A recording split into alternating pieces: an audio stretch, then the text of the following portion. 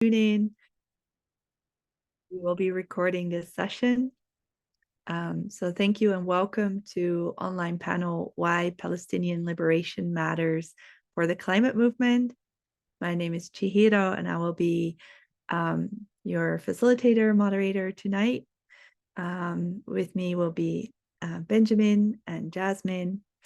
I will start us off just to give you an idea of what we'll be covering tonight. Oops. We'll start with a little welcome to get us situated. Then we'll cover a one-on-one on the situation of settler colonialism in Palestine. What does it entail? How might it be different from everything you've been told all your life living in a Western country? And then we'll, with the speakers, cover these three dimensions of climate justice, of militarism, of human rights and activism. We'll have a lot of space for Q&A, and we'll end with a song. So that is to give you an idea of what we will be covering tonight. And I look forward to just diving into it. So for the welcome, a few housekeeping notes.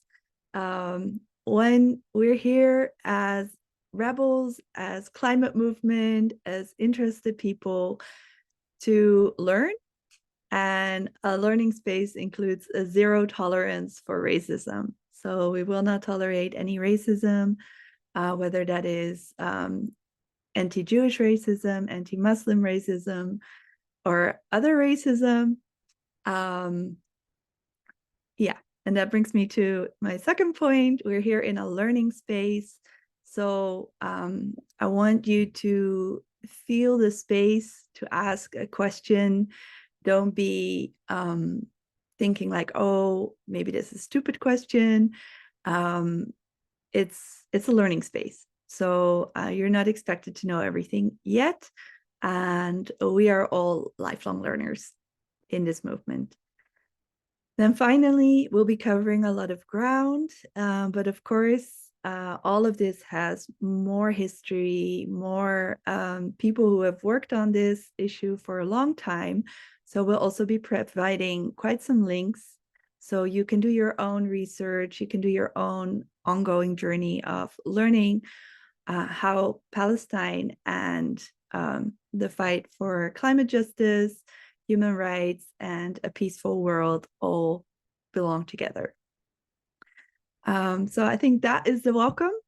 I'm so happy you're here, and let's get started. So as you may have grown up in the Netherlands or in another Western country, you may have heard all your life that Palestine, Israel is complicated, it's a conflict, or it has gone on since time immemorial, since the Bible, or any of these frames that might have kept you as in, well, I'm not an expert. I don't know, let somebody else say something about this. I just don't know. So I think it's important, as we will be diving into how it's related with climate justice, militarism, and human rights, to kind of get a basic understanding of how this conflict got started, or how this settler colonialism got started. And I really can advise to read this book, The 100-Year War on Palestine, in which there are some basic premises. One, this is not a conflict that has gone on since time immemorial. It's really created since 1917 with British, at the time the biggest imperial force in the world, involvement, actually making a declaration of war, as you will, by putting forth the Balfour Declaration. And this, at the time, there was about 6% Jewish people in Palestine, and 90% or over Palestinians.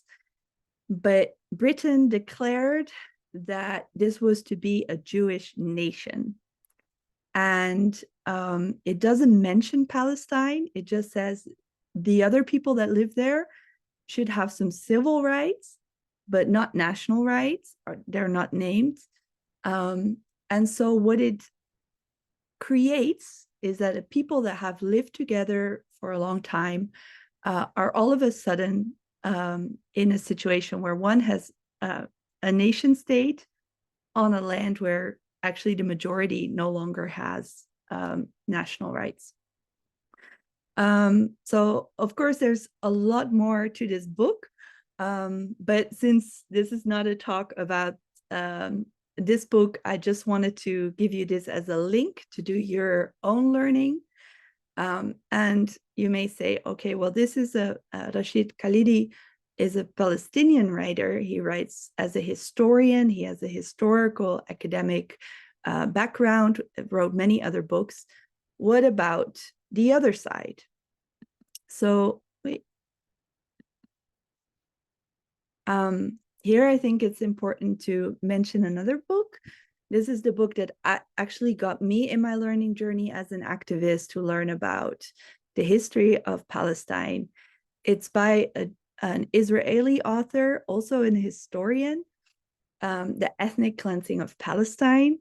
And he made his research based on the military records of the Israeli and the Zionists themselves. So it's not a two sides kind of thing. This is like historical records of the military that before the Second World War, so in the early 1900s, is very clear, doesn't mask it in any way, that this is a colonial project, that they're talking in terms of a colonial project, because there was no shame about colonialism in this time. It was still in the heydays of colonialism. It's only after, like the decolonization wave after the Second World War that colonialism is no longer something to be proud of, and this language changes. I really advise you to read this book also to understand more in particular about a very important point in Palestinian history, namely 1948. This is also referred to as the Nakba. So as you may have learned at school about the Holocaust and the genocide by Europe, by Nazis in particular, that happened to Jewish people, the Nakba is not taught in school. And this is the moment of genocide when 531 villages get attacked and displaced in Palestine. And when the dust settles, over 700,000 people are no longer are out of a home. And a lot of people had to flee, and this is the start of a big diaspora of Palestinians around the world that can no longer return home. And when in this book, it's also really important that all of this couldn't have happened if it wasn't for British support in all this. The British trained the military forces of the Zionists, later the Israeli, in terror tactics of how to come at night, how to attack water sources and whatnot. So the biggest imperial force in the world is training Zionists how to do this. Later, there are breakups and everything. This is, again, more historical detail when that is also for you to dive into and learn more about. But I think the Settler Colonialism 101 takeaway is that this is not something that has been going on since forever. It's also not a religious fight. It's not between Jews and Arabs. Jewish is a religious identity. When we talk about the occupation of Palestine, it's because a toxic nationalism has taken place, and Zionism and being Jewish is not the same thing. So I hope those are some basic points to touch upon. And I hope also that these two books can really help you understand more about the history of Palestine. If books are too much for you, there are also good talks on YouTube that kind of abbreviate the basic points. Okay. Those were my few notes on 101 settler colonialism, and that Palestine since 1948 has lived under ongoing occupation, and the seeds for that occupation were started by the Balfour Declaration in 1917. Okay, then I will now start my timer for my 10 minutes of introducing the link between Palestine and climate justice. So you may have seen in the news recently or talked with your comrades within Extinction Rebellion about more and more climate movements declaring their support to end occupation in Palestine, to free Palestine from the river to the sea, and to cease fire now. So here are some of these articles, but it's not new. I think Naomi Klein has been outspoken for many years already as a Jewish and climate author. She's also been outspoken this time, but there are many articles that already cover why we should pay attention as climate movement in particular, and I will come back to her resources later in my talk. Another collective to pay attention to is the Gastivists. They did 2 years ago a talk on apartheid and climate justice in Palestine. They work particularly on gas and gas infrastructure, and they have people both from Israel and Palestine and Lebanon in their collective. And I think it's also good for you to know that this is not new. There have been people working on this for a long time. So my basic premise for those who know me in the climate movement is that the climate crisis is a colonial crisis. So how politicians and sometimes even NGOs will propose is talking about it in terms of a technical crisis, one that requires changing the energy plug, and then we'll solve it. So we'll focus on fossil fuels, CO2, those become the two main talking points. Another current of climate framing is that it's a consciousness crisis, and if only we educate people enough, we will solve it. But from a climate justice point of view, it frames the climate crisis as a colonial capitalist crime, not a misunderstanding. And that there have been many points where, you know, both politicians, corporations, they knew full well that it has an enormous cost of life, of ecocide, the structural destruction of environments, but they chose to do it anyway because they chose to believe in a sacrifice zone for private profit. So what we really have here is a political crisis where certain political powers, certain corporations have the freedom to pollute and create waste colonialism. So some people live in the aftermath of the plundering and the pollution. Some people get plundered and sacrificed, and others profit is more important.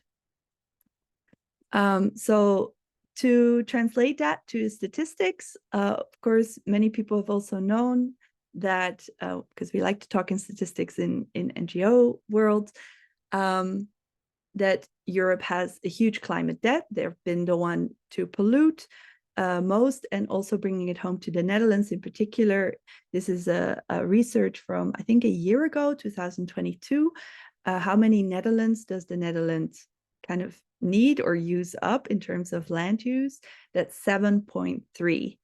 So to be able to live in this standard that we have in this country, we need 7.3 times the Netherlands. You can only do that if there are certain colonial dynamics or colonial power structures in place. Otherwise, other places say, like, no, you cannot take my resources. So it's through unfair trade, through discrepancy of power that is still maintained, that we're not that we're overshooting. So another point I wanted to make is that we know that 5% of world population is indigenous people, but they protect 80% of the remaining biodiversity. It's important to pay attention to what indigenous environmental organizations are doing at this moment. And you see en masse, as in the majority, is standing up and speaking up for Palestine. And they're making a connection like, hey, the colonization of the US, the annexation of native land has led us to complete destruction of our ecology, our culture of reciprocity. And they say from native land to Palestine, annexation is a crime. They see between the map of Palestine and this constant eating of land and occupation, a similarity. Also, the UN report finds that Israeli occupation of Palestine is indistinguishable from colonialism. So this is already coming out a year ago. So this is not new. This is not after 7th of October. This is, again, been ongoing for a long time. If the climate crisis is a colonial crisis is new to you, I would advise you to check out this podcast. It is in Dutch, Waarom de Klimaatcrisis een koloniale crisis is, where I talk about this more length. Or in the XR book, Nu het nog kan, I write an article about the climate crisis being a colonial crisis. And this is important when we talk about Palestine. Because when the climate crisis is a colonial crisis, the solution is to decolonize. We need to decolonize all our relations, both with the land and with people. I will make two more points. One is about water apartheid, and one is about eco-nationalism by the Israel state. So, on water apartheid, what does that mean? In the past years, there has been so much water grabbing by the Israeli state that a lot of people in Palestine don't have access to daily water, at least not drinking water. At the West Bank, there's an average of 26 liters a day that they have access to, even though the World Health Organization recommends a minimum of 100 liters. This is not just for drinking, it's cooking, it's washing clothes, it's everything, washing your body. There are 85% of the West Bank's water resources are controlled by Israel.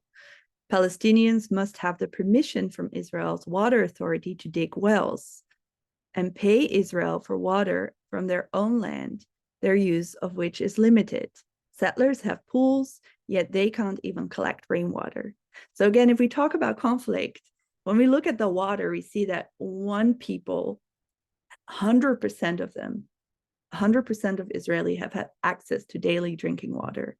Whereas on the Palestinian side, only, I think 36 or 38% of the population has access to daily drinking water, and 33% of their wages is going to pay for water.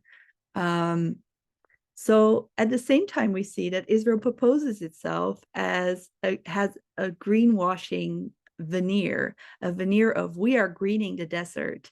We have miraculously made the desert bloom.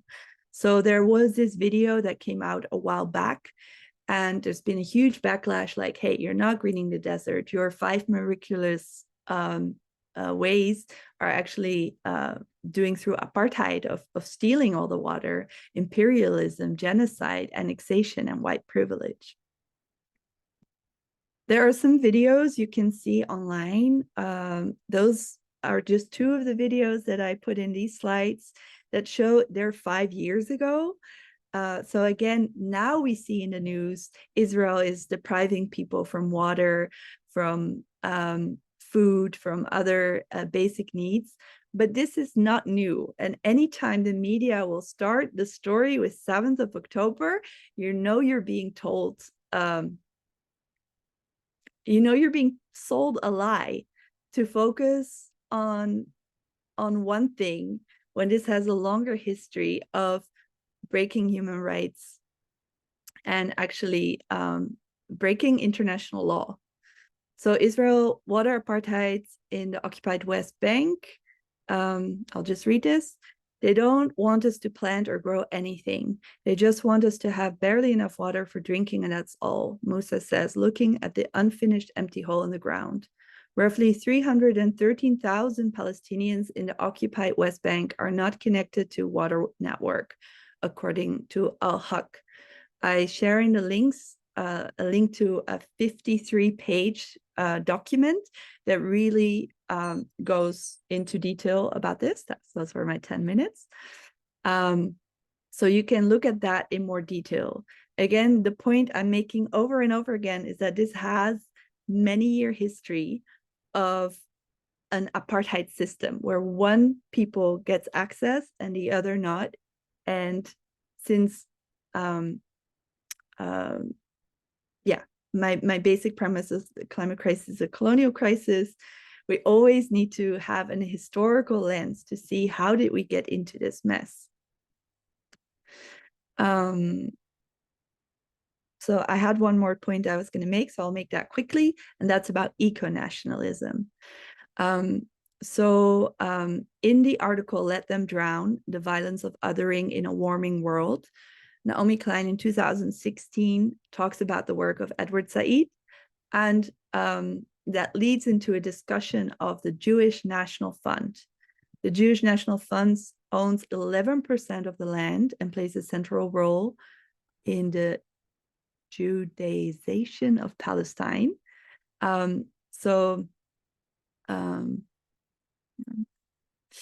JNF's attempt to portray itself as a fighter in a battle against climate change is a farce.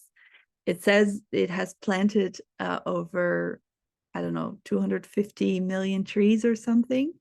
But it has actually been part of the uprooting of a lot of native trees, whether it being olive trees, pistachio trees, and putting a lot of pines in place. So it's a rebirthing the nation through an eco-nationalist lens.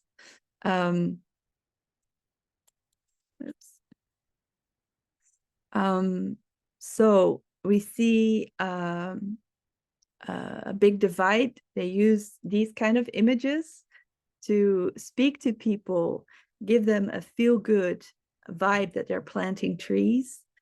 This is also a way of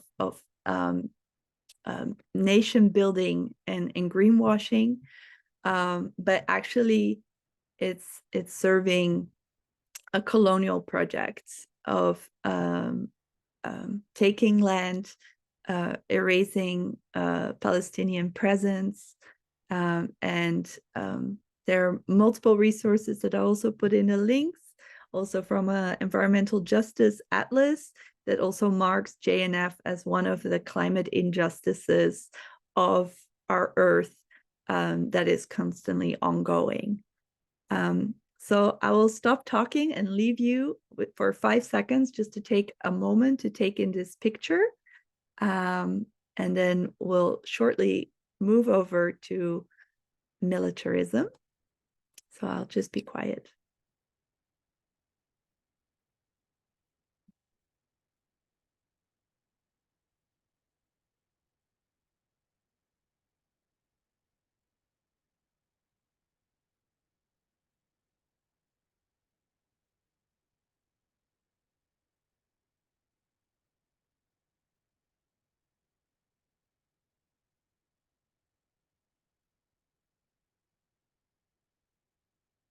Oh, you can return to it. There is a recording of this session if you want to take a look for longer.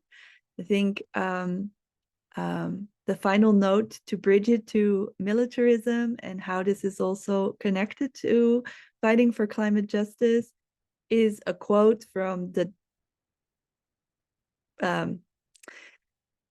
demissionaire Prime Minister Rutte. hurts me to say that, like that we've had this guy ruling the Netherlands for so many cabinets. But he made this quote in 2021.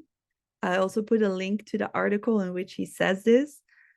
This, referring to the climate policy, can be for the Netherlands what the defense industry is for Israel and the United States. Being a force for innovation and economic growth. So we see here politicians have already in Europe been grooming the narrative that climate change in terms of policy means energy security and boosting military spending and putting a veneer of military rhetoric as a way of doing climate. We can talk about it more in a Q&A, but for now, I'll pass it on to Benjamin from who's really more rooted in peace activism and stopping arms trade. Thank you, Shira. Thank you for the introduction. So I'm Benjamin Baars, and I'm an history teacher, and I used to do lots of research on arms trade. And I also lived in Palestine for a while. So I've been asked to tell you a bit on the arms industry and the military, how it relates to the climate struggle we have. I will give a brief introduction to the history of Palestine, and I will talk a bit of how we, as the Netherlands, are complicit to what happens now in Palestine. So a lot of topics. So I'll try to keep it brief, but feel free to reach out to me if you want to talk more or discuss more or know more about these topics. Always welcome.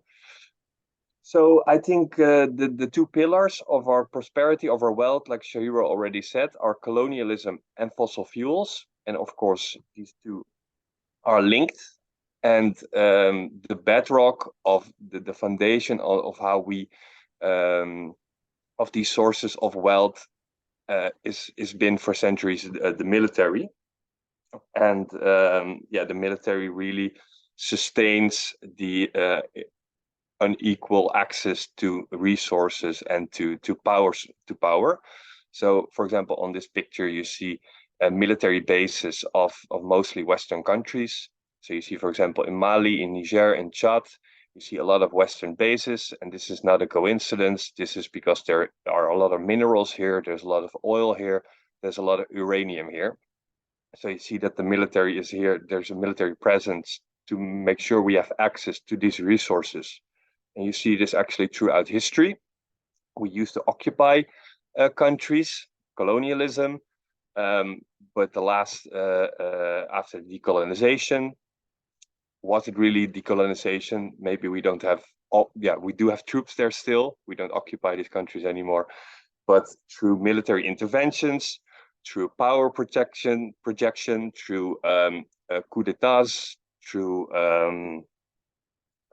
arming dictators and sustaining dictators, we make sure as the West, as Europe, that we have access to a lot of resources in the world that maintain our way of living, just like Shihiro just explained, that we as the Netherlands can have resources to spend seven times the earth. This is only possible because we have a military, we have the military power. Power projection, I mean, with that you, for example, now there is the ships in the Mediterranean next to Gaza, and the US lays their ships there to make sure Hezbollah doesn't start a war, or Iran doesn't start a war. So because they have their ships there,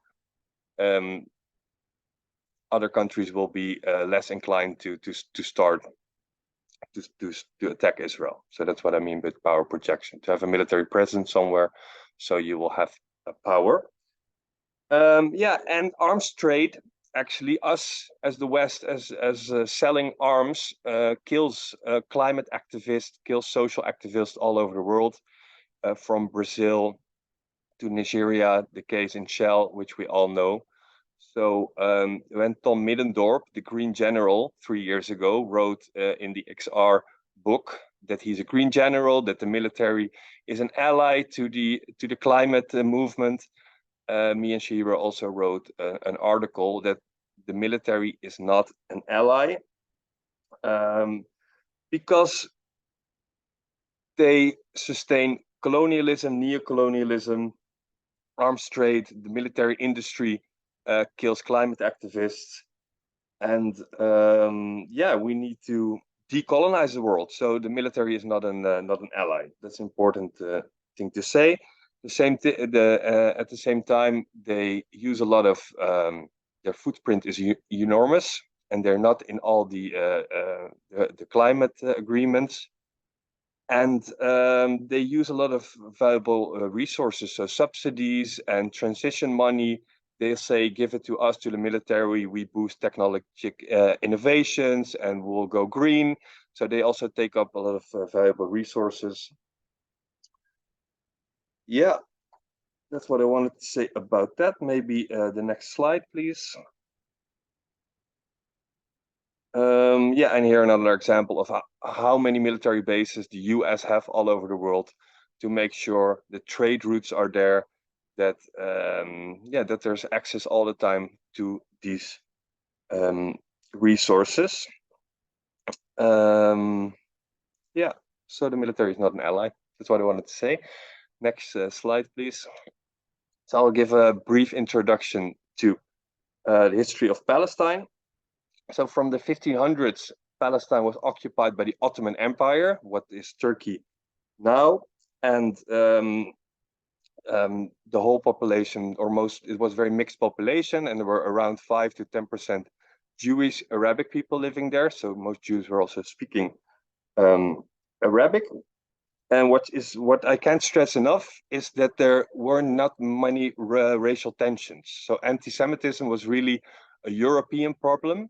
And in the Ottoman times, Jewish people, Christians, Muslims in relative peace were living together until World War One.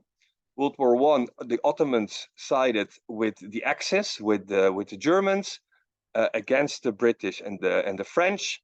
So the British army and the French army wanted to take as much land as they could from the Ottoman Empire.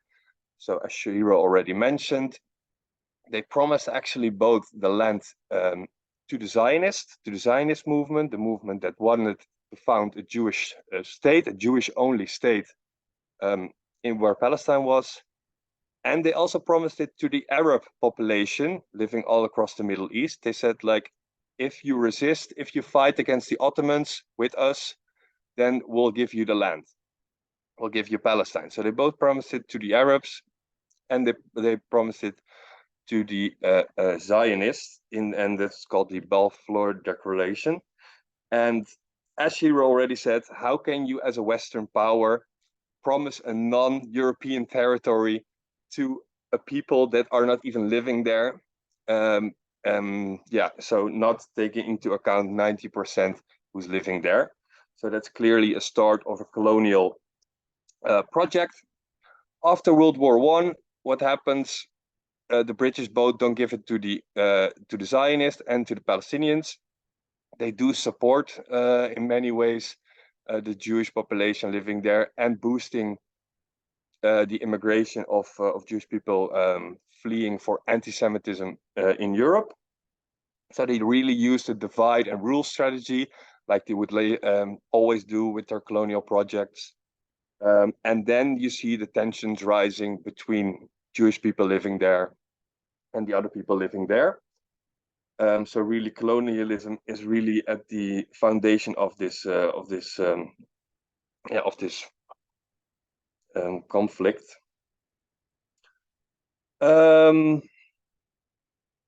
Yeah, there's a lot to say, but I will keep it briefly, keep it short.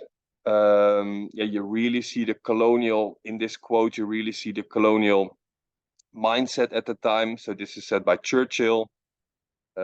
Take a minute to read it.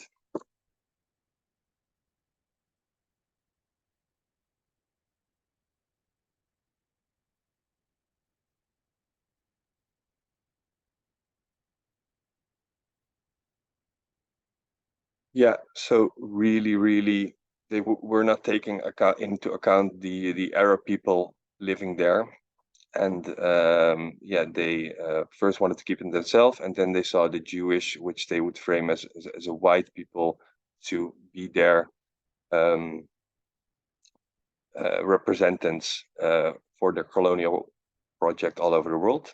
So next slide, please. So in 1948, Shira already mentioned it. Um, the Haganah, the Jewish resistant terrorist group that would later become the IDF, destroys lots of villages all over historical Palestine. People are massacred, people are forced to flee, and that's why there is lots of Palestinian refugees all over the world now. So they fled to the West Bank, they fled to Gaza, they fled to Egypt, to Lebanon, to Jordan. Um, More than 750,000 people were forced to flee. And this is the big catastrophe for the Palestinians, and the foundation of an Israeli state. The West Bank was back then controlled by Jordan and Gaza by Egypt.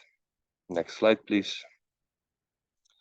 And then in 1976, the Six-Day War, Israel occupies both Gaza and the West Bank. And what you see since then is the West Bank occupied, and it's really a conflict on land, not on religion, because what you see is they want all the land, and they lock up basically all the Palestinians. They remove them from the countryside, and they try to lock them up in villages. And you see, doesn't matter if there's a left-wing or right-wing government in Israel, they're all Zionist government, because what happened since then is that they try to colonize the whole West Bank as well.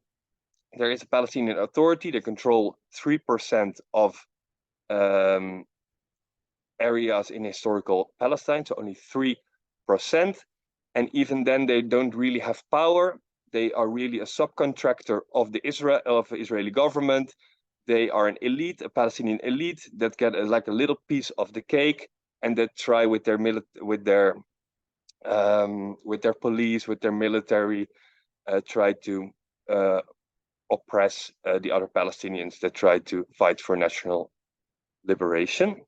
So also typical colonial strategy: work with a local elite, give them some resources, give them some arms, and oppress the rest the of the people. So next slide, please.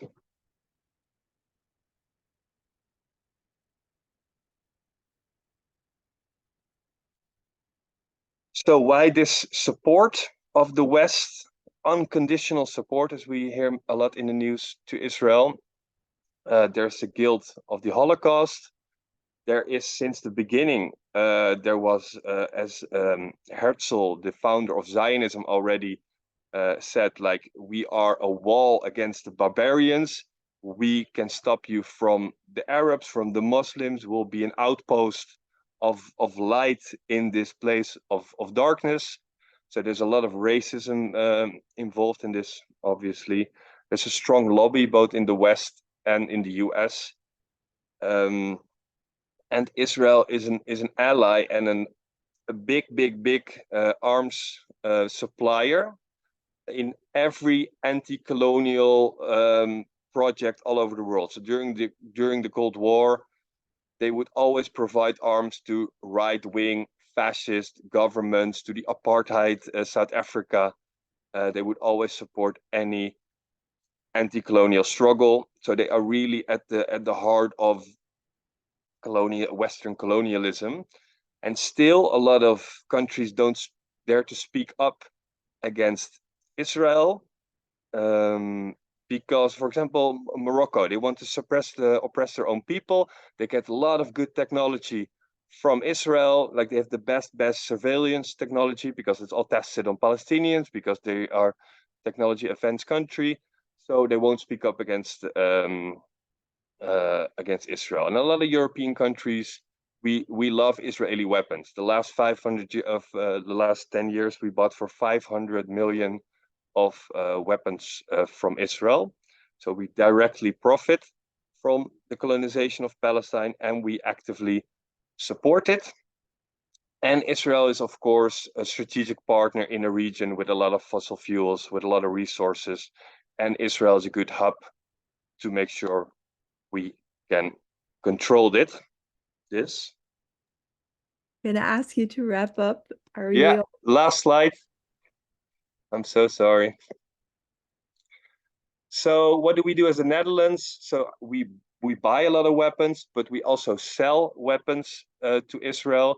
Today in the news, or yesterday, I think, that still during the war, we're selling parts of the Joint Strike Fighter to Israel. That this is ongoing. But also we send parts of rockets. We also send parts of satellites, night vision, everything we send to Israel. But the biggest, I think, contribution to Israel is that we have a deal as the EU with Israel, and they have a very profitable way they can have trade with us, and they can try to get a lot of they can access European funds. So billions and billions of money go to Israel to the Israeli arms industry instead of, for example, which is funding the whole occupation. So I think if we want to target specific with actions, direct action, we should target, I think, military involvement. So what kind of weapons do we give to Israel? But also a really focus could be on stop het associatieverdrag, no more association treaty, because this is how we sustain the colonial project that Israel is. Thank you. Thank you so much, Benjamin. And we'll have one more speaker, Jasmine. I'll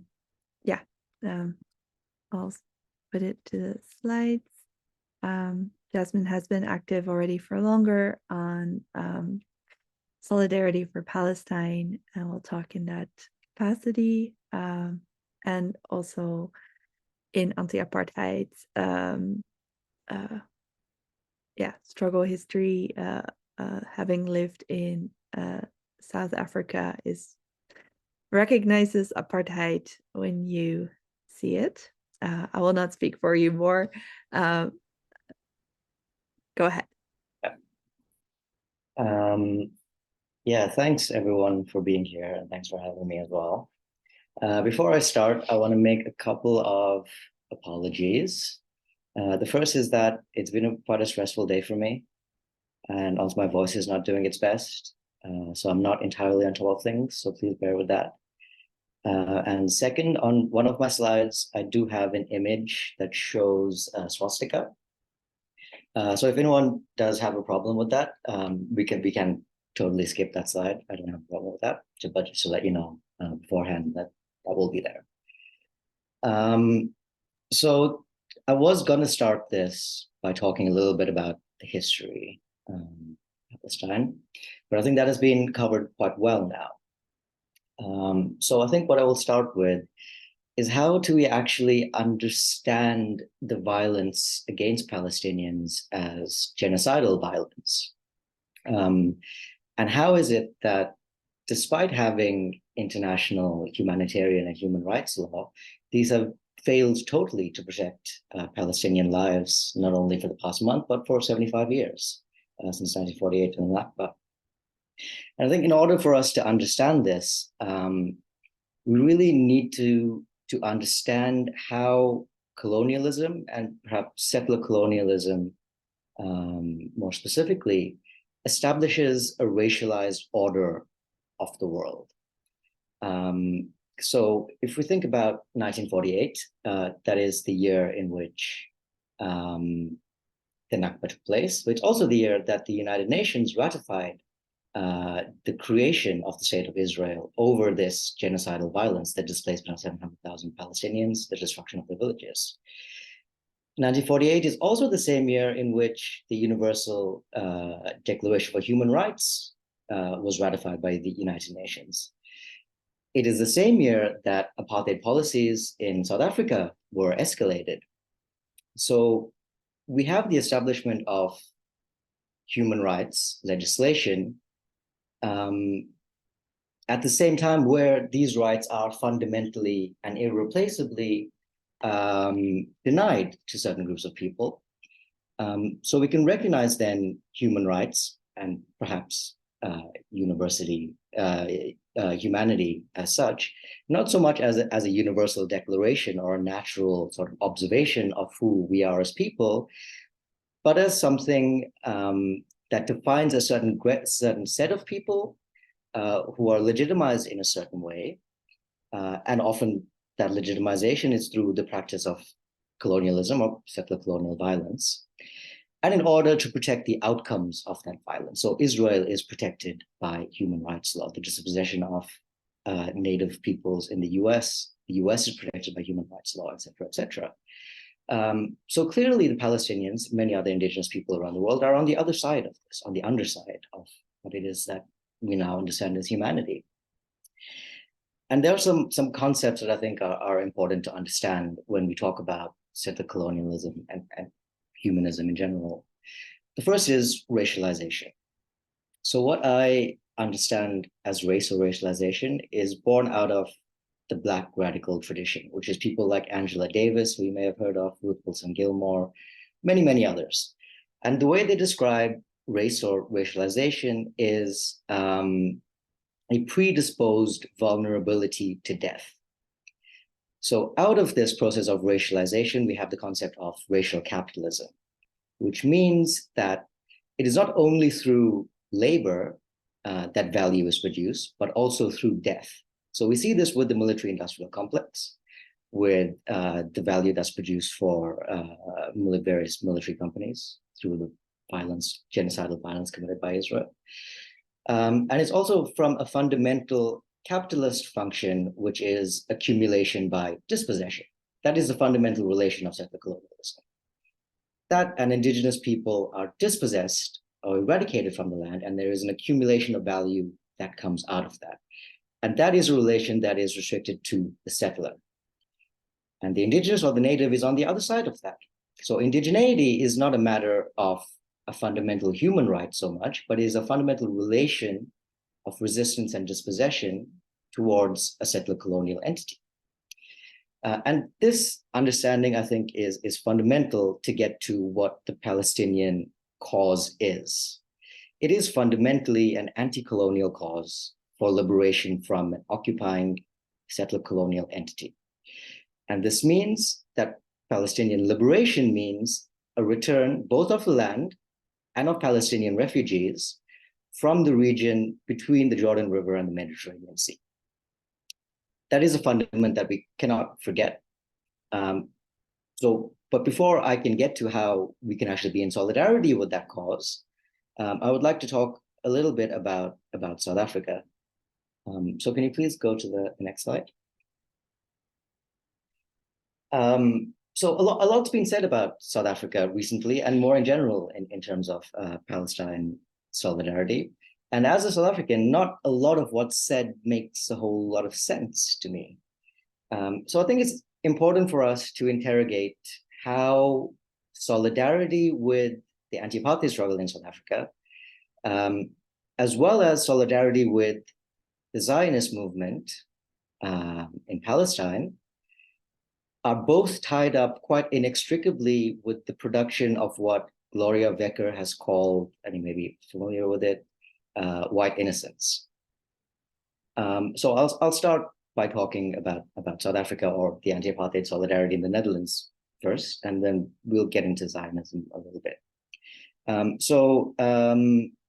Up until the 1960s, the Dutch relationship with South Africa, and more specifically with Afrikaners, was framed through, I can't quite recall what the Dutch word is. I will look it up and I'll find it here in a second.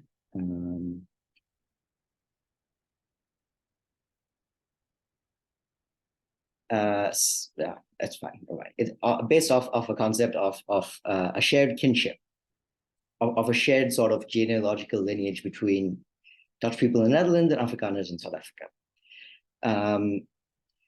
But this changed quite fundamentally after the Sharpeville massacre in the 1960s, where they started to emerge much more solidarity with the anti-apartheid, anti-colonial resistance, I should rather say, in South Africa, in the Netherlands.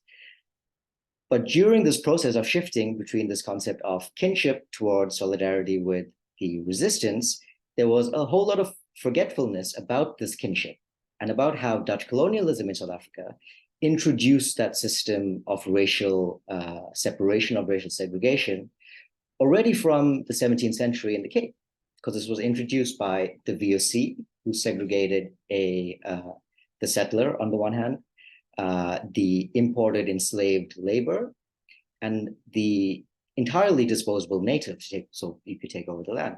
And that system of racial exploitation, racial oppression became continually reinscribed into the Union of South Africa, into the apartheid legislation, and also subsequently within what is now post-apartheid South Africa still exists. So this forgetfulness is also something that Zionism offered to Europe, right? Out of the history of National Socialism, Nazis, and the Holocaust. How is it that Europeans managed to recover from this without really dealing with it in a fundamental way? So what Zionism does is it exceptionalizes anti-Semitism. It separates anti-Semitism from the wider field of global racialization and racism, and all of the colonial violence, settler colonial violence that's associated with that, and how all of those technologies were what were enforced by the Nazis in Europe and resulted in the Holocaust against Jews in Europe. Those were all technologies that were invested in Africa, in South Africa specifically. That is where the concentration camp was first experimented with by the British. So Zionism offered a way to Europe to sort of redeem itself through showing solidarity with the creation of a Jewish homeland, which was not necessarily allocated to be in Palestine. There were numerous places that were suggested in the US, in East Africa, even for some reason in Albania. So it's important to interrogate and be aware of this process, that sometimes our solidarity is not necessarily what it means. If you look at this poster that I have up here, it's from the Anti-Apartheid Awakening from 1971 in the Netherlands.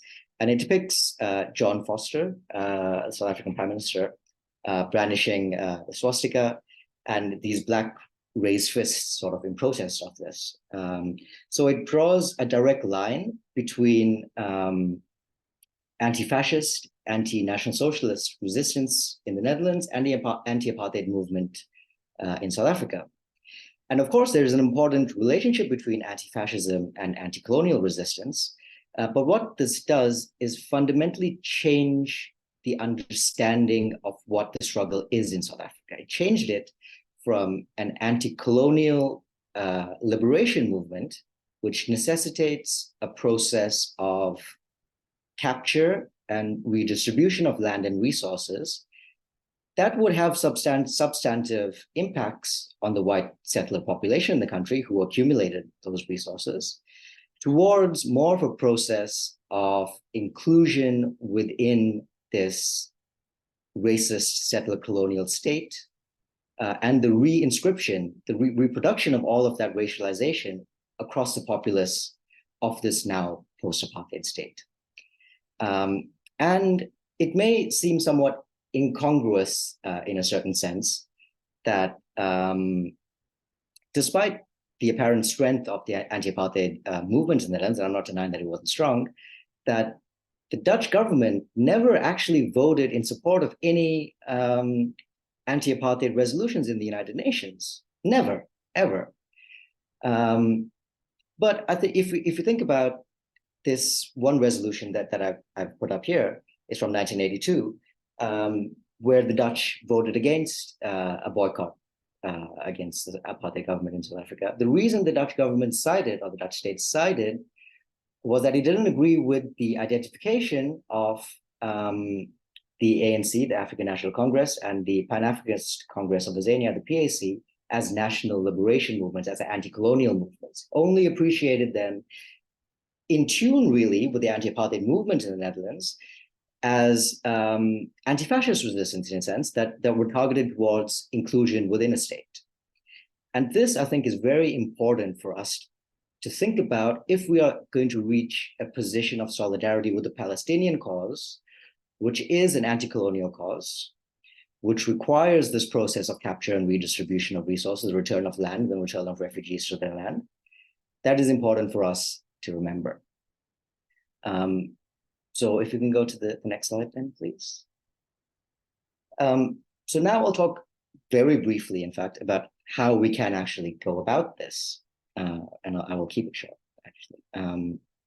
So if we then recognize settler colonialism, not as an event per se, but rather as a structure, it sets up certain types of relation between the settler and the colonized, capitalist relations, essentially, ecologically destructive relationships through the exploitation of the land, the destruction of its people. If this is the order of the world that keeps the oppressed subdued, then as Frans Fanon tells us, decolonization, which sets out to change the order of the world, is clearly a program of complete disorder. We need to disrupt this ordering of the world fundamentally. That is the only way that we can possibly move towards tangible decolonization. But it's important that we recognize that this disordering, this action that we take, is not about any personal morality. It's not about feeling good about ourselves. It's not even, in fact, about any sense of redemption, collective redemption even. But it's about fundamentally recognizing our complicity and our culpability in this violence, because this is violence produced or conducted in our names in the West. It's the same violence that is applied in the Congo, in Sudan, in Kashmir, all over the world. It's the same violence that's applied at European borders. It's the violence that keeps us safe. It's a violence that keeps us fed and it keeps us online even, right? Through the gathering of all these resources. And there's also a certain psychological violence that allows Europe to keep its positioning, or the white world to keep its positioning as arbiters of justice, and to keep the rest of us subdued beneath this, asking constantly for legitimization in our struggles. So we have to disrupt all of this. And we have to use every means at our disposal in order to do this. This means, by all means, throw blood at the building, boycott a bank, boycott any business that you can, disrupt life as much as it is possible to do so, to reach towards a point where any other reality but the total isolation of the genocidal Zionist entity is unfathomable. We cannot possibly imagine, just think that this is the violence committed in our names and move from that point. We cannot accept that at all. I think that's me done. I'm not sure what's this, but yeah. Thank you so much, Jasmine, Benjamin.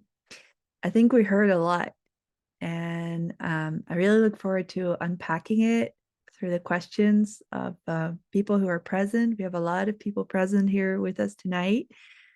I also feel like we heard a lot, so I actually want to propose we pause the recording for like maybe 2 minutes. People can get a cup of tea, go to the toilet if they want to, and come back in 2 minutes so we can be fresh with our questions and dive in and really have this conversation. If you already have a question, please already drop it in the chat, because we will be taking questions from the chat. So yeah, take this 2 minutes to kind of sit with all this that you've heard, because it's been a lot, and we'll be back in 2 minutes. Okay, welcome back, everyone. We're now going to dive into a little bit of a conversation. This is where we really love to invite you to ask your questions. We covered a lot of ground and we can go deep in many ways. We have an amazing wealth of knowledge here. So thank you so much, Benjamin and Jasmine, for sharing so generously also your insight. So let's take a look. Bubbles, do we have any questions? Yes, one just popped in. So the person is saying, thanks for this clear overview. Many new things for me to think about. While I totally understand we should be vocal, active to stop this genocide and the wider colonialism still present, I feel like I have a hard time explaining what it is the role of the climate movement. There were some great links explained, but if a journalist would ask, why should a climate activist speak up? How would you answer in one key sentence? That's the suggestion. Yes, thank you for that question. I would bring it back to the climate crisis is a colonial crisis, and what's happening in Palestine is genocidal colonialism. That would be my one sentence, and there are many ways to unpack that. Because journalists don't understand that the climate crisis is a colonial crisis. They've been trying to keep that out of the mainstream discourse for a long time. And I think here it also takes some introspection in the climate movement, why such small sections of the climate movement have been involved with anti-war when the understanding how we didn't get out of fossil fuels in the early 20th century, when in 1896 Arrhenius was already doing the research linking greenhouse gases to a warming climate or effect on the climate. We really have to see how we got more and more embedded in a structure of fossil warfare and what Andreas Malm calls techno-racism. So in society, we might learn about institutional racism, or we might learn about anti-Black racism or anti-Indigenous racism, not so much, but a little. But we don't really hear about techno-racism. And techno-racism, it's actually, I just grabbed this book, White Skin, Black Fuel. It's a book that came out during COVID. It talks about the ecologies of the right and eco-nationalism, fossil nationalism, eco-fascism, this whole toxic cocktail, and a long history of how coal, for example, as a fossil fuel was seen within the national identity of the British. Coal is an Englishman, was a saying by like a general or something. And during the Second World War, Hitler at some point ran out of oil more and more because Germany wasn't rich in oil. They needed to get it from Russia. And the US really had that memo of like, we will never be that guy that runs out of oil, that runs out of steam. So the idea of imperial supremacy and having the resource that would give you the upper hand has very much been embedded in politics for a long time. But it hasn't really been part of our analysis in, NGO environmentalism or even grassroots environmentalism for a long time. There have always been pockets, but I think for many people who are coming into solidarity work for Palestine and really grasping the horror of settler colonialism when it takes its masks off, I think it's a steep learning curve. It's a steep learning curve. And we do need to, as the Zapatistas say, pensamos caminando. We're thinking as we're walking. We cannot afford to get all the answers and only when we have perfect answers, we start acting. We do need to learn on the job as we're taking these actions. I do believe so. And I will also really love to pass it to Jasmine or Benjamin if you would like to comment on this question.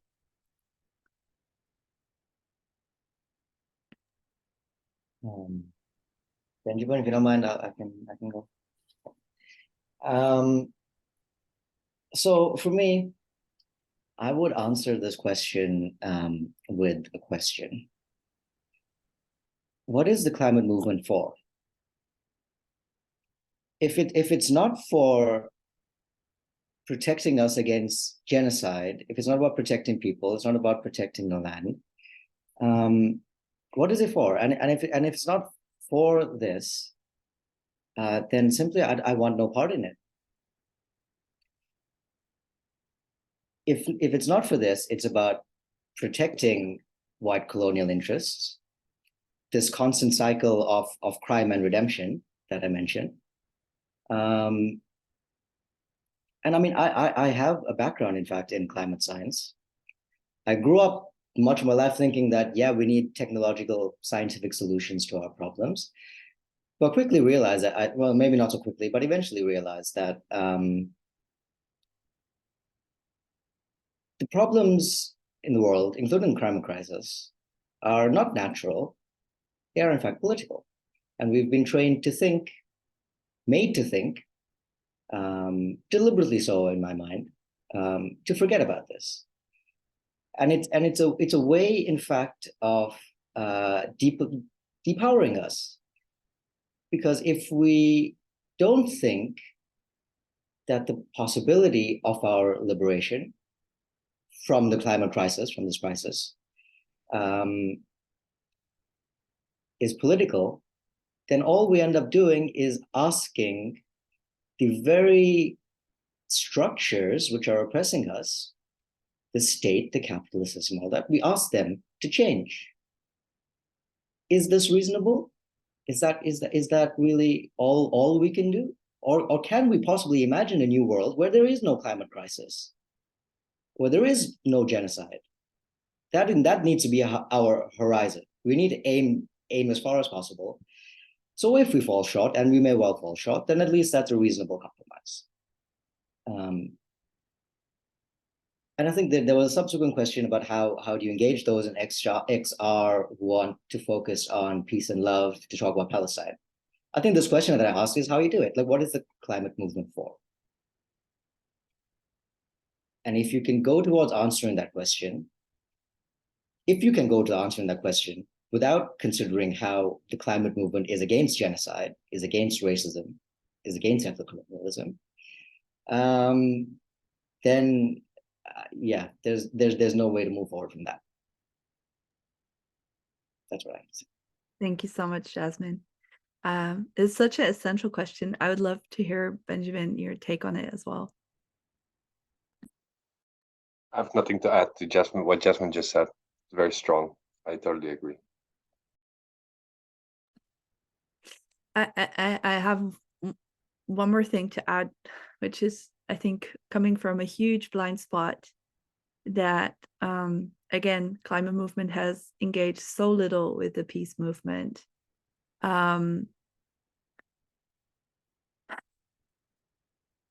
You mentioned, Benjamin, earlier about how the army isn't green.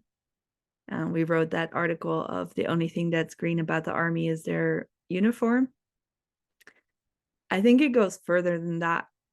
You know, like if we look at Vietnam and the scorched earth, like there's still entire peoples, entire places, entire forests, land bases that still haven't recovered. The type of shit they produce with military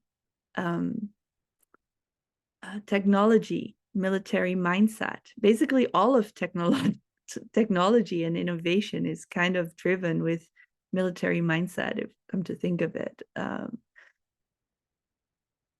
If we don't dismantle that, there is no chance whatsoever for humanity, because the ones who are in the driver's seat to do energy transition, as you will, are driving up militarism, because they understand that the sacrifice zone that has created the climate crisis by destabilizing, of overtaking, of dumping is not going to die quietly. So the type of technology that they're investing in is one that is forever expanding the sacrifice zone, and to control that. Because when the majority rises, you need even more extreme violence to silence and exterminate the majority. So if the climate movement doesn't get that, they're dead meat. Really. I think at this moment, there's a report that just came out from the corporate observatory. It's a report that's called Blood on the EU Deal. And it talks at length about how EU is diving in. Let me just, actually, I didn't put that with my resources, but I was checking it out for another workshop that I'm giving later. There's this Critical Raw Materials Act, the CRMA, that just is pushed through automatically, where other parts of the European Green Deal, have all these political divisions and nobody agrees and can't move anything. But this Critical Raw Material Act is basically a way that it's a way of saying anything goes for energy security, and that actually opens up mining for the industrial complex.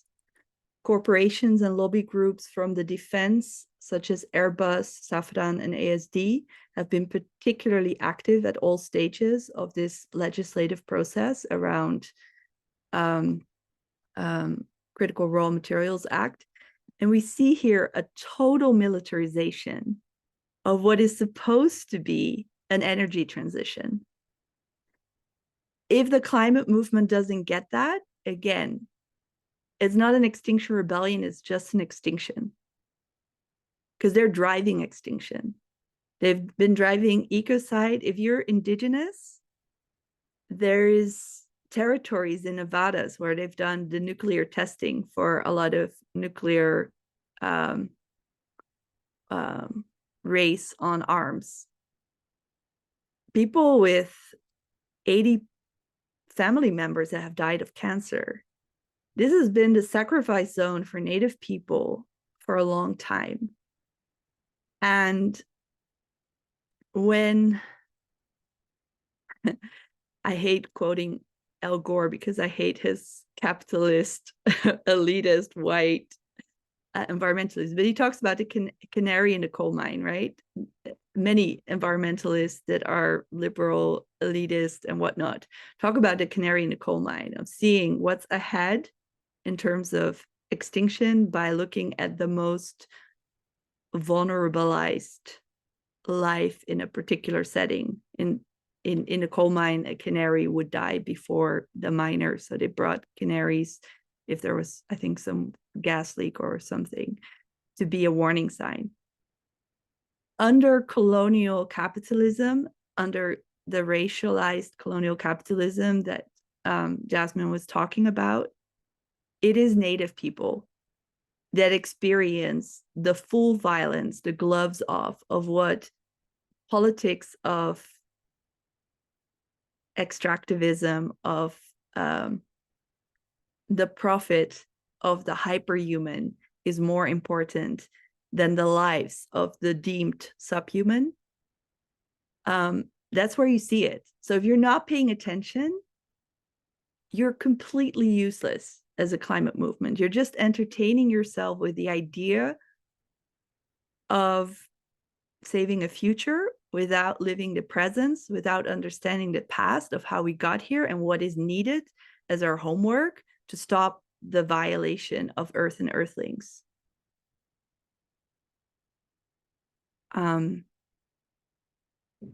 Yeah, I think that needed to be expressed from my side. Being someone who has lived in this climate movement since 2009 and have faced many moments of fragility where raising anti-racism solidarity has been questioned with, but let's fix the climate first. And I've seen it in socialist struggles as well, where the class struggle is seen to be general and feminism is seen particular to only a particular group. And you see it in the climate movement that climate is supposed to be general. This is the big umbrella we all agree on. And anti-racism is opt-in, it's particular. And that is a frame that doesn't understand, and that is completely and utterly useless. It doesn't understand who's been fighting environmental fights for 5 centuries already and has way more experience than people who just joined in 2019.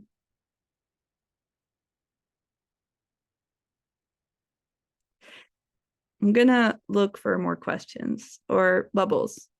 Yeah. So there were a couple of comments in the chat saying that they don't understand exactly how this panel is about climate justice and Palestine. They see that this is relevant for understanding the Palestinian situation, I guess, the Palestinian struggle, but not necessarily why the climate movement should be doing more. But I think the few points that were made just now hopefully have clarified that. I do expect that. And then one comment that came after relates to this comment, and it says, can you also please address the whiteness in the climate movement in the Netherlands and their incessant lack of engagement with anti-racism and decolonialism, which relates to the comments made now. So maybe people want to start. And later there's one question about German guilt. Yeah, that came up. I'll start with making a first note and again, see who wants to go next. I think one thing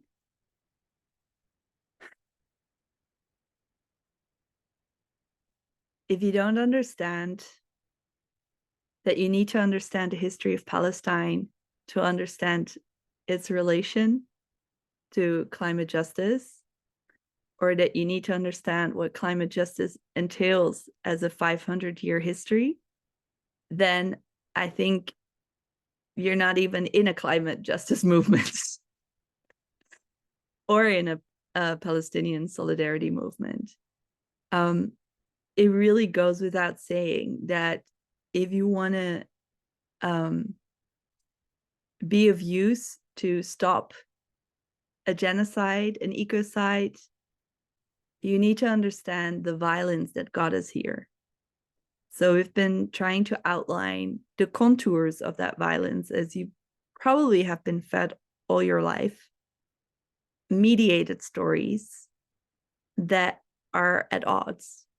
Like you have to turn on the TV and you get stories about Israel's right to self-defense, or you turn on the TV and you hear about it's a war between Israel and Hamas.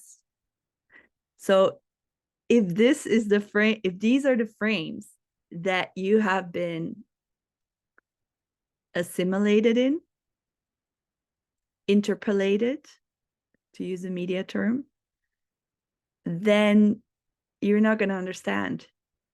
You're not going to understand how the Palestinian struggle is an anti-colonial struggle, and anti-colonial struggle is the way to get out of climate disaster policies and politics and practices. Yeah, I'm going to leave it at that for now, because otherwise I'm just going to go off on a rant. Maybe I can add to it. So if we want to make it very clear, like tastbaar, then it's very simple. Like Israel gives weapons to everyone in the world who asks for it. Every dictator, every authoritarian person. Like every day, I'm sure there's Israeli or there's climate activists being killed all day, indigenous people, by Israeli weapons.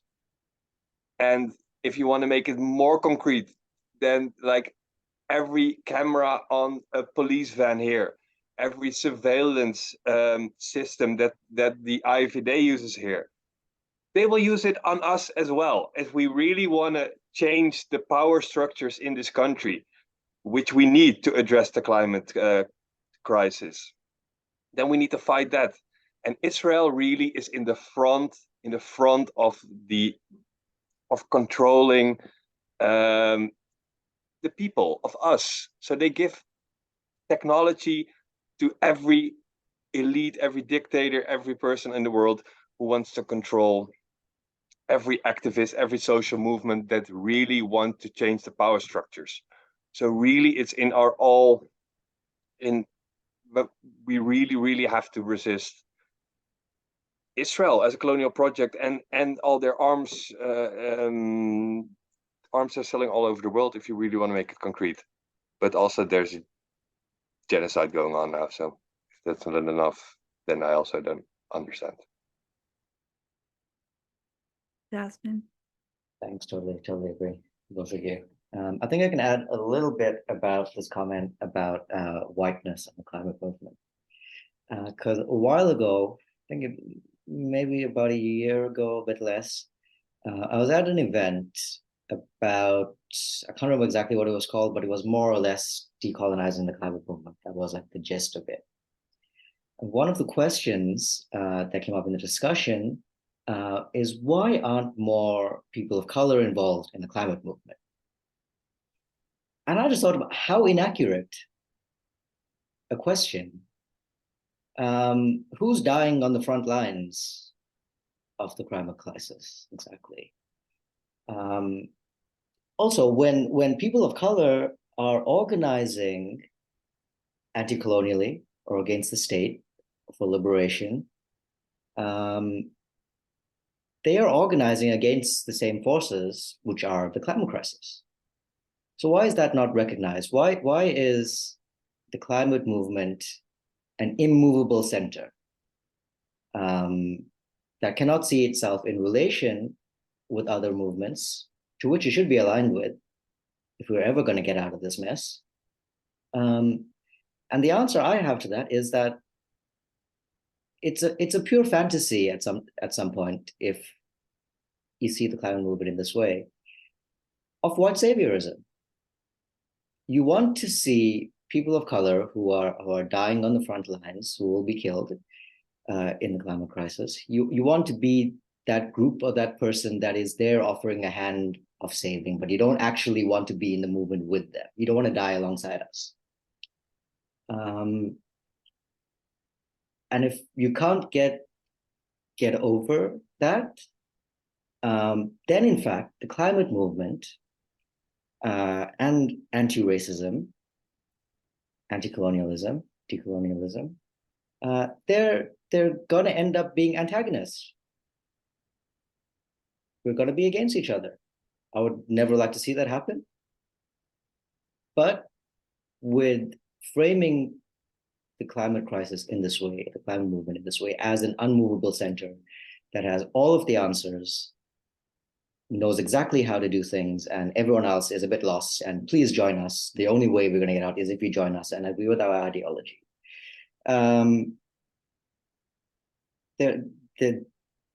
Someone's going to be on the wrong side of something, or someone is on the wrong side of something.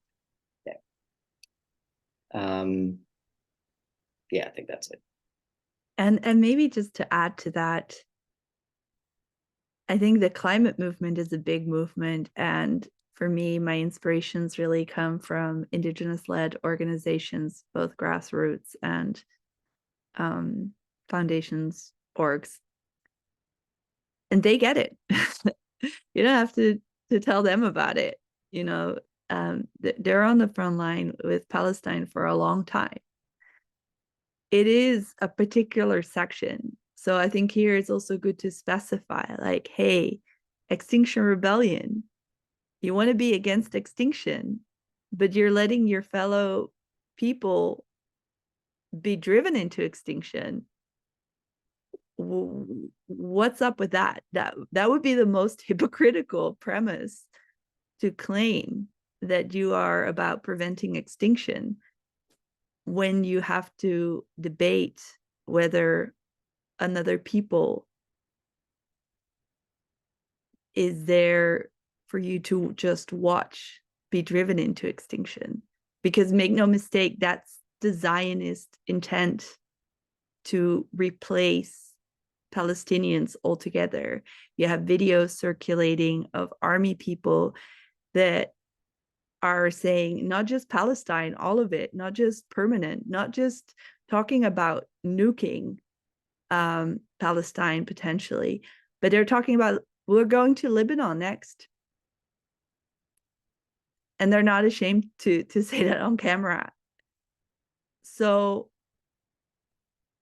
yeah, I think underlying in that question lies a lot of assumption that things aren't as bad as they are.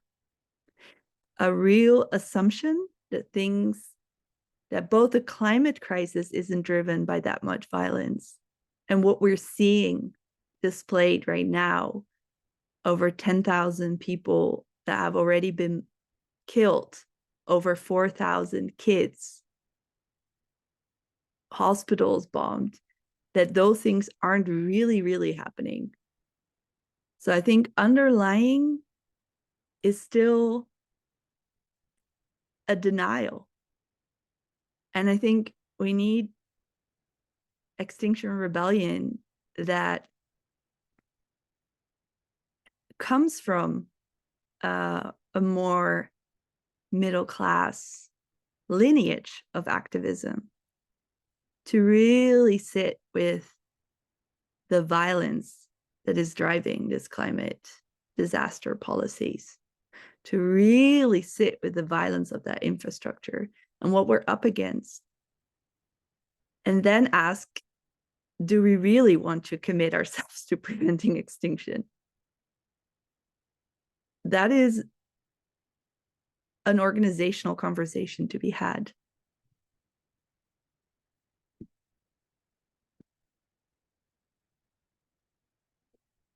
Bubbles. Yes, I was going to ask. Putting up. So I think there are two lines here. One is more a question from a single person, which is how to engage with German rebels, German activists, and so on, who are still in the German guilt kind of stage. Let's put it that way, more or less. So if there's any advice for that. And then maybe I throw in the next question or set of questions, which say more or less that there are many issues in the world, many types of oppression. Why should XR then pick this one and not the other ones?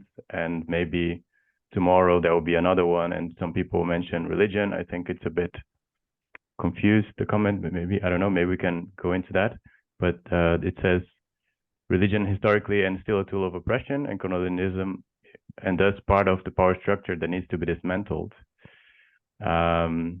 And what will be against tomorrow, because the relation can be rationalized. So the question is put literally this way. Is it clear, or should I repeat a bit? No, not very clear. Okay, so the first one about German guilt, I guess it's clear. Yeah, that's clear. And then the second one, or there's a couple of comments in the chat that people say that there are many forms of injustice in the world, like the ones made against Jews. And then there are, and then against Palestinians. But then there's a lot of this intersectionality, I guess, makes people wonder how far they have to go and which struggles they have to choose or how to connect them. So I'm trying to make a question out of this. I guess the question is, why should we choose certain struggles, and how do we deal with the interconnectedness of oppression, I guess? Can I go? I think there is an incredible amount of misunderstanding of what intersectionality means and what it's meant to do. It's not about identifying separate groupings of things which by themselves do not have an independent history or an independent meaning behind them, and connecting the dots between them. Intersectionality is about diagnosing power, fundamentally. That is what it's meant to do. If we think about a matrix, right, a two-dimensional graph. On the one hand, we have vertical power, and on the other, we have a whole bunch of identifications, racialization, racial, gendered, etc. It's about plotting points on that in relation to power. That is all that intersectionality offers. It's not a universalizing thing to say, oh, there's all of these separate things, how do you bring them together? No. So I think we need to understand that first and foremost. And secondly, there's a question about we. Who exactly is we in this understanding? Like, do we in the climate movement, what we go to next? That I think needs to be questioned. I'm not a part of the climate movement per se, not a part of XR per se, but that is a question that needs to be answered by people who are. And thirdly, this type of question, I think, is also a consequence of the radical depoliticization of us under neoliberal capitalism. Because we've gone so far away, I mean, I can say this specifically from Islam, so far away from genuine liberatory thinking that there is another world that we can collectively produce, that we first of all need to resist together towards these systems that are oppressing us, not to ask independently as different movements that are affected in different ways by the system, but collectively as a whole, that we can be liberated from all of these things. And I mean, I think if you go through texts produced by movements, well, I mean, you can even go to contemporary examples like the Zapatistas, for instance, articulated this very well. That it's not about intersections of isolated different groups of things. It's a collective liberation from a structure which has implanted itself upon all of us. And we're implicated intersectionally within the system along a graph of power. So another question that you can ask is, where within this matrix of power does the climate movement sit in relation to others? Those are the types of questions that intersectionality asks us to interrogate, not bringing random things together and saying, what can we do next? Yeah. Thank you. Benjamin? I was listening so focusedly on Jasmine that I forgot what I wanted to say. Yeah, so give me a moment. Sorry. I will go first. I think two things. One,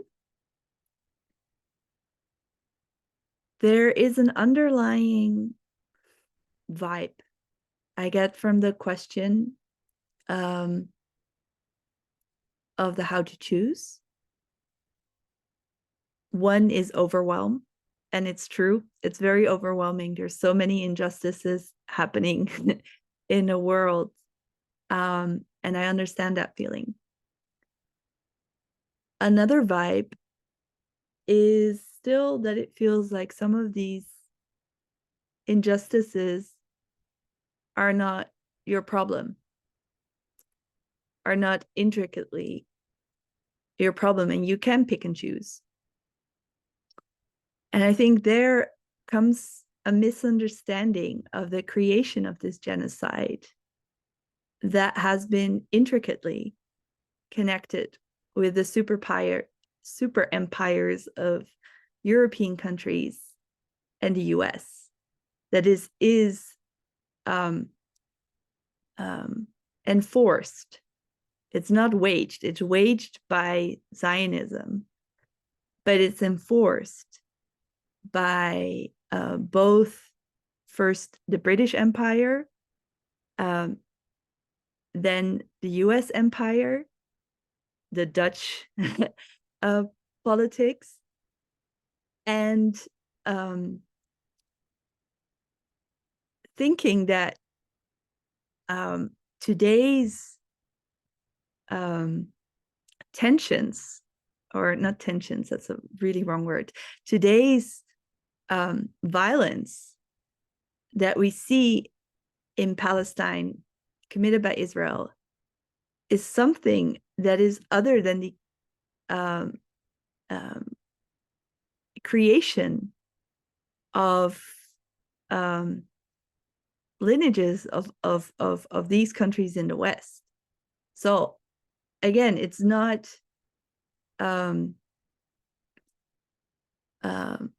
it's not a religious fight. There's been a long history of living together as so-called cousins, as seeing each other as cousins. And we have a history of Europe. The way that Immortal Technique put it, is a hip-hop artist that has been using his music for activism for a long time, is the Jews are not the historical enemy of the Arabs. The Arabs are not the historical enemy of the Jews. We have a Europe, Britain, France, Portugal, Naples, Austria, Hungary, Germany, that have expulsed Jews. It's the racism that comes from Europe of a long history. Then the double-edged sword of we'll fix it by allocating a nation in somebody else's land and use international law, the League of Nations, the pre-UN, use declarations by Britain, declarations by the US, the army of the US, and then say, this is a problem that they're having over there. That is very ahistorical. It's not a pick and choose injustice. It's an injustice that this world is actually intertwined with. And if anything, I don't want to be doom thinker, but this has the markings of World War III escalation. You have the biggest army in the world, the US, set on a course or a track record of backing Israel for so long. The US emits more pollution with its army than 100 nation states. But this is something the general environmentalist of XR probably wouldn't know or work on. What is the use of hopping to climate summits of the UN when you're not dealing with the interfacing biggest terror of this earth, the US military bases?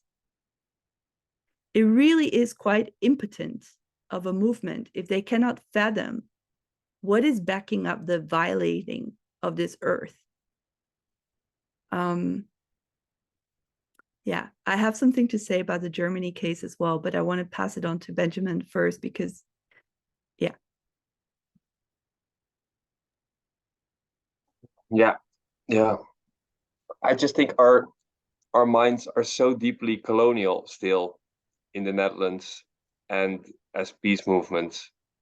And if I see how history is being taught in my school or school books, we just don't talk. We have no sense of what our wealth is built on. We have no sense, and we have no sense of all the violence we perpetrate in the world every day. And we have to dismantle this system. And this will cost us a lot of wealth. This will cost us a lot of pain. We'll have to fight. We'll have to resist. We're not going to fix this in the structures that exist now. And the people who benefit from these structures, also we, but they will defend this at every cost. We have to dismantle this structure, guys, and we have to, decolonize our thinking. It's as simple as that, I think. maybe one final note, and I think we all agreed it as, for me, my biggest inspiration of activism last year or the year before has been PAL action, like in the UK, that managed to shut down an arms factory, Elbit, that is an Israeli arms factory, with civil disobedience, with becoming ungovernable, with coming back over and over and over and over and over again. And I think as Extinction Rebellion, as it being in a lineage of direct action, if you don't see PAL action as an environmental victory, then I think you don't understand the struggle yet. And you don't understand your siblings that manage, I mean, often, like activism is such an act of magic. We're working uphill battles. We're working when other parties have the guns and the money, and we have the numbers and a story that makes way more sense because it's rooted in community, justice, restoration, health. But it's magic. It's magic to work uphill against the money and the guns.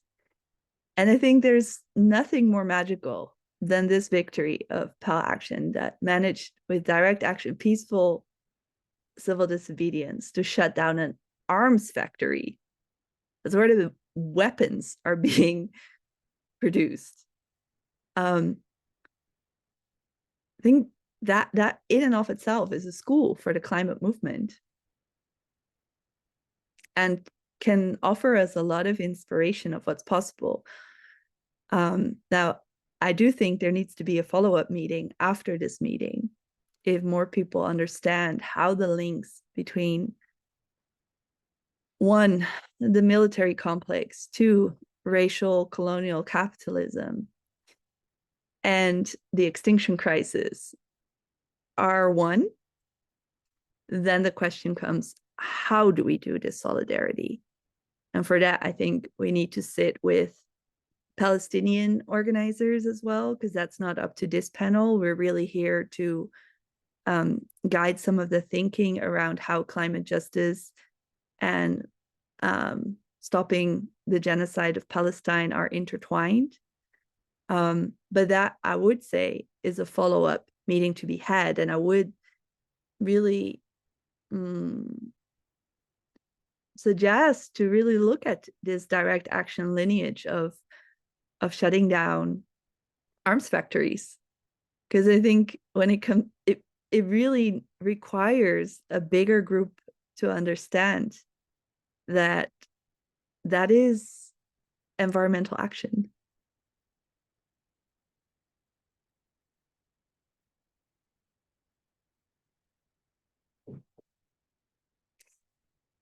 I don't know how we're doing on time. Maybe, oh, Germany. That was a very important question, actually. I've recently been to Germany to give a training, and I was really shocked at how even the people who support Palestine are so scared to speak out.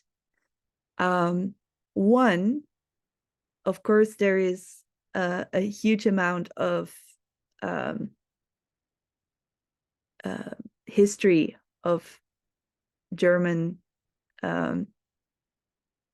Holocaust of Jewish people, and being accused of being anti-Semitic when you question Zionism as a colonial project, and the Jewish identity, which is a religious identity, and the Zionist identity, which is a settler colonial nation state identity, being mixed up or conflated. But there's also something else in Germany. There's the AfD. And the AfD have weirdly appropriated the Free Palestine thing, or another slogan. So people are super scared to be lumped in with the extreme right, which is super, super big. So I don't think I have the answer there, but I do think for all of our environmental work, we need historical understanding in order to untangle the multi-layeredness of anti-oppression work. And if we understand that environmental activism is anti-oppression work, then we will find ourselves more willing and more in relationality in our organizing. Yeah,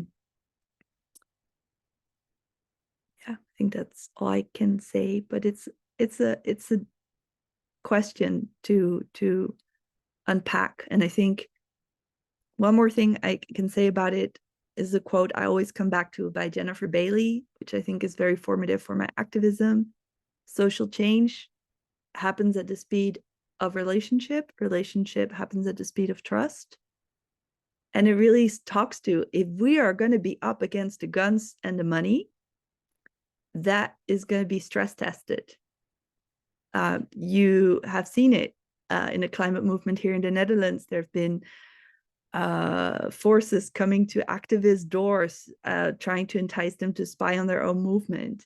There's infiltration. There was in the UK even police people marrying activists to spy on them. When you do anti-oppression struggle, it's going to get stress tested. And so if our movements are not able to organize relationally, when the stress test comes, when oppression shows up, a lot crumbles. So I think that kind of speaks more to the how, in terms of if we want to build with our comrades in other countries, finding them worthwhile, to also build at the speed of relationship, is something that doesn't really work with the urgency frame of everything needs to happen at the same time now.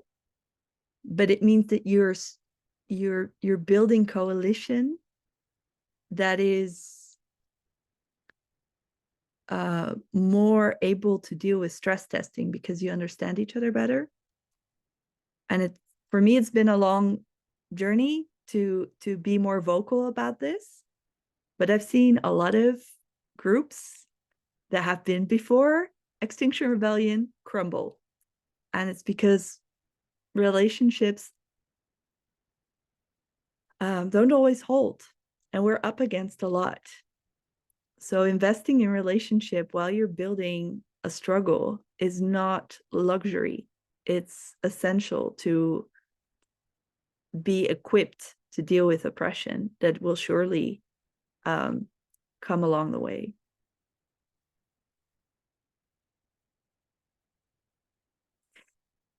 Bubbles, I'm going to do you the honor to select the last questions, because we've been going wildly over time. And I think we probably need another meeting to go deeper, but yeah, it's a bit difficult. There's a lot of comments in the chat. People are interacting a lot. Maybe if you forgive me, I'll select this one, because I guess it has to do with the comments in the chat. Question for the panel: what is a strategic way to grow support for the climate justice movement without antagonizing regular Joe and Jane? How to bring it home, how to make it accessible, and to tell the truth without using complicated language and giving them reading lists. I think it comes a bit in some feelings in the chat. I think that people know that this is happening, but they want to focus more on certain things, and then sometimes they feel like this criticism is very personal. I think, which I think is not the case. It's more of a, I don't know, systemic criticism of how we operate as movements. But does it make sense what I'm asking? So it's how to make it more accessible, this kind of panel and this kind of understanding. Maybe if people want to reflect a bit on that to close. Benjamin, would you do the honors? Yeah, it's a very hard to swallow pill that our world is built on racism and colonialism and extraction. and it will be hard to swallow for the coming decades, or that we will lose a lot of wealth and power, and that feels like it feels unsafe. It feels counter to what we always learned. Yeah, but I would recommend that we listen to a lot of indigenous voices, to a lot of groups, climate groups that are on the front every day fighting, that we try to learn from them and from these struggles. And yeah, it will be a long process, like Chihiro said. Jasmine? I'm not sure I'm actually equipped to answer this question, because I would start with questioning who's a regular Joe and Jane, because my regular Joes and Jane from South Africa, from South Asia, from the Arab world, don't necessarily need explaining about this. There are other problems, certainly. We need a lot of explaining. But about this particular case, I don't think that's necessarily there. But what I can say is that I don't necessarily think there is a way to do it without being somewhat challenging.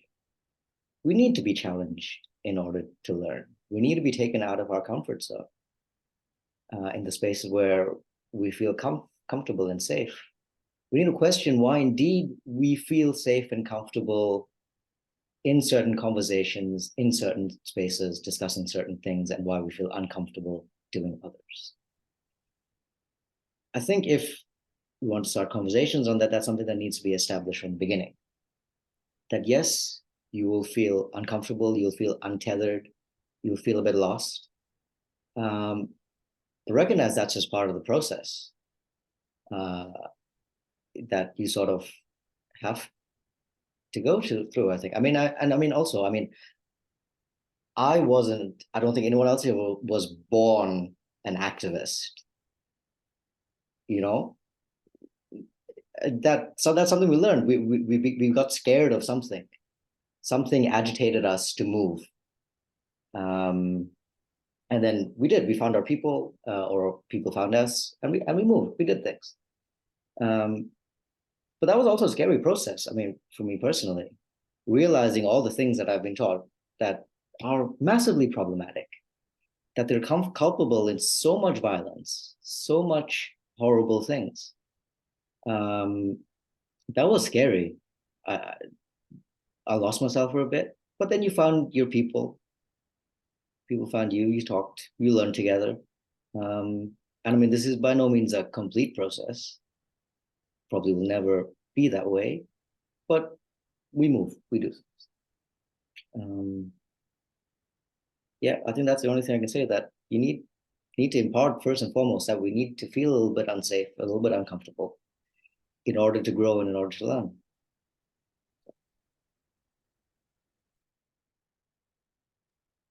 It's so hard to realize at some point that you're privileged and that you have more power than others and that you have to give in. That's a really hard process, or it's really confronting. And the first moment of the first reaction is always to resist. But yeah, sometimes let it sink in. Yeah. Yeah, sorry. One thing, like we also have to create places or conversations or relations where we allow people to be vulnerable a little bit and allow ourselves to be vulnerable. But at the same time, I mean, we can't take that a bit too far, right? There are certain red lines that we need to be committed to, that we don't allow. But within those, allow there to be some vulnerability, some ignorance, perhaps. I said super stupid racist things to my Palestinian friends. Like, I would say to them, like, how could you resist violently? Like, why an armed struggle? Why be violent? Being so ignorant of all these power relations. And yeah, I'm so thankful for the patience they had with me to slowly explain me all of these things. So it's really, really a journey to learn your privileges. Yeah. But thank you, Jasmine. Yeah, thank you. I want to thank everybody for showing up. I had some closing thoughts that I think will also go well with this question. Somehow I can't get it back to full screen without it automatically going on. We'll see. So we often talk about system change or talk about how everything needs to change to have a world that is sustainable. I'm not really liking sustainable, but kind of have to remember that nothing in our current economy, culture, politics is sustainable, including our conceptions of self. And that the activist journey entails an unraveling that can often feel like overwhelming and daunting. But in the end, system change doesn't mean we're getting rid of everything. We're just restructuring. And one of the fundamental things that we're restructuring is going from a politics, a culture that is based on supremacy and submission. And through supremacy, it legitimizes extraction and pollution, to a place where life is reciprocal and all beings have worth. And so for me, the easiest way of putting it is to have these two pictures of the triangle of a supremacy culture to a culture that is wholesome and in relation. And yeah, sometimes words and analysis can lead to many overwhelm, analysis paralysis. And this picture of just this supremacy pyramid and the circle puts it in the most fundamental way of this is what the shape shifting of our activist movements are actually about. And that's both, it goes for anti-racism and it goes for environmental work. And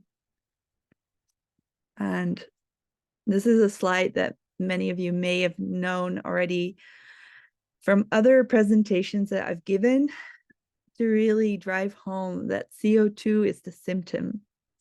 And within European climate movement, the symptom has often been mistaken for the problem. But it's really time to look at what's driving the symptom. And if we want to tweak the system, we have to understand that system and where to intervene in it. And yeah, supremacy culture and colonization are really at the core of it.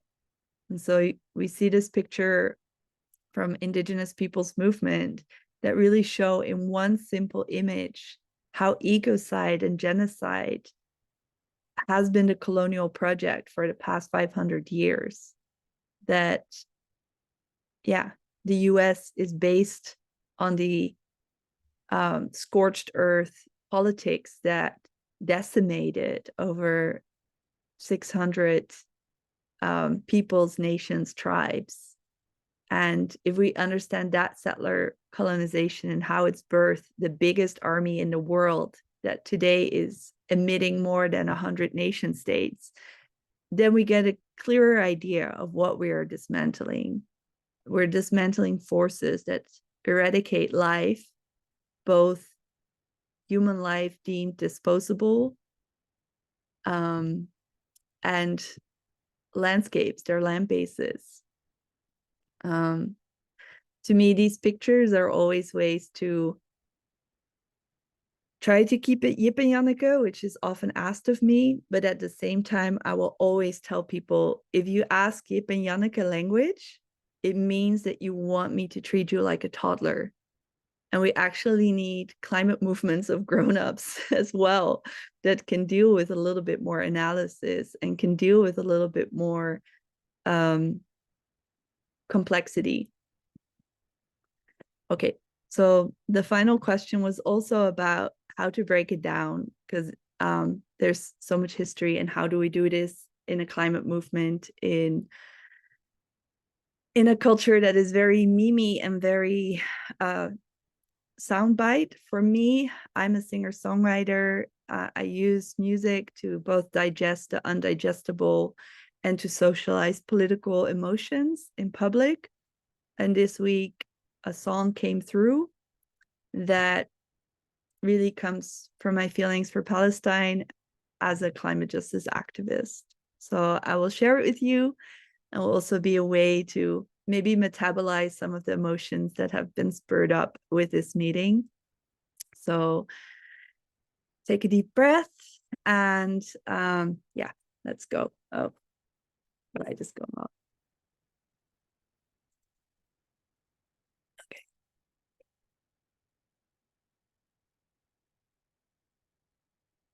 How does it feel to have a government that lies, fueling colonial genocide?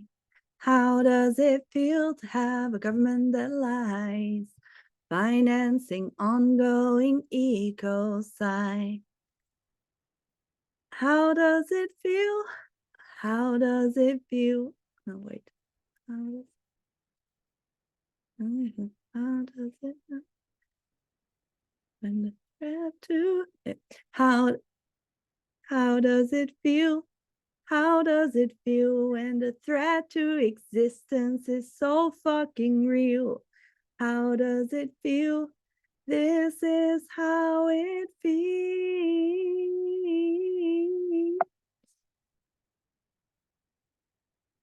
It feels like it is time. It feels like it is time to resist, to rebel, and defend life. Feels like it is time. It feels like it is time to resist, to rebel, and defend life. From the river to the sea, Palestine will be free. From the drought to flooded streets, we must tend to the needs of the traumatized humanity.